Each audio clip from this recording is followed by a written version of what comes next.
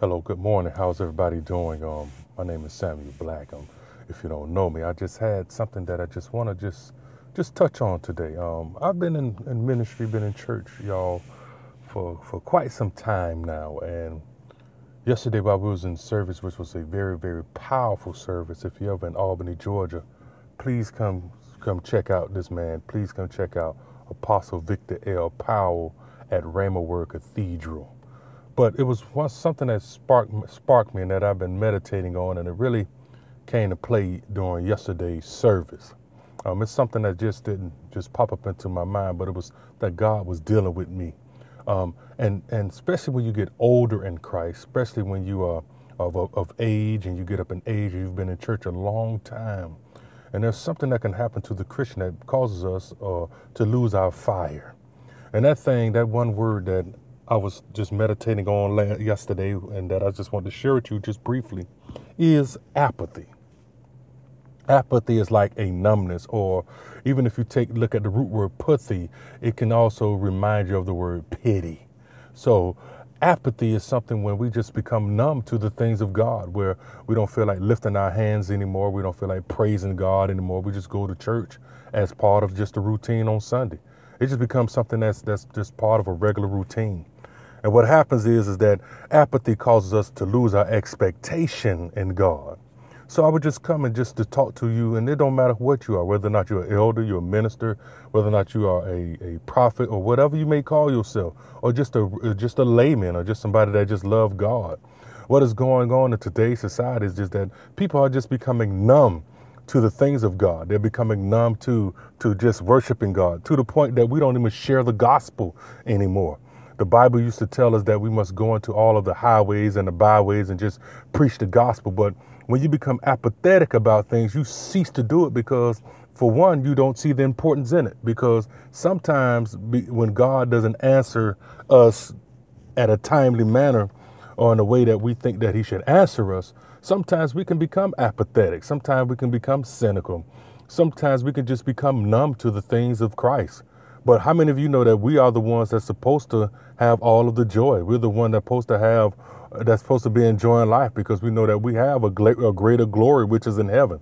Now, I'm not saying that we live on earth and we waste this precious time that God has given us so we can go to heaven. But I'm saying that we're supposed to be excited by God.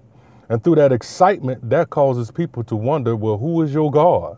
So maybe the reason that people are not coming to the church and the church is not growing like it used to, because maybe the people who are supposed to represent the church are misrepresenting the church.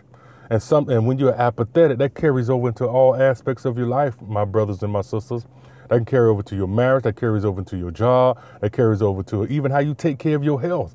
Because if you're not happy with because the Bible tells us that we're fearfully and wonderfully made. So if I'm not happy with me, if I'm not happy with my career, if I'm not happy with the choices I've made in relationships, if I'm not satisfied with those different type of things, I won't cherish them. I won't take care of them. I feel exhausted most of the time. I feel exhausted, and I waste a lot of time. Because one thing about time is a non-renewable resource, meaning that it won't be renewed. Money is a renewable resource. Food is a renewable resource. If you look at it from the standpoint that I'm trying to relate to you, but time is not a renewable resource. Once it's gone, it's gone. So instead of us having pity on ourselves, instead of us feeling down upon ourselves, my brothers and sisters, instead of us being mad at God, I think it just need to get into your prayer closet. Because one of the things he said, when you enter into your closet, he said, you'll shut the door.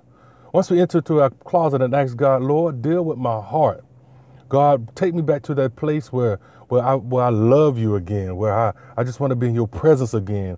And Lord, I want your presence to return back to my house. I want your presence, Lord God, to return back to my children. I want your presence, Lord God, to just be with me. Then I believe, my brothers and sisters, doors will begin to open for you.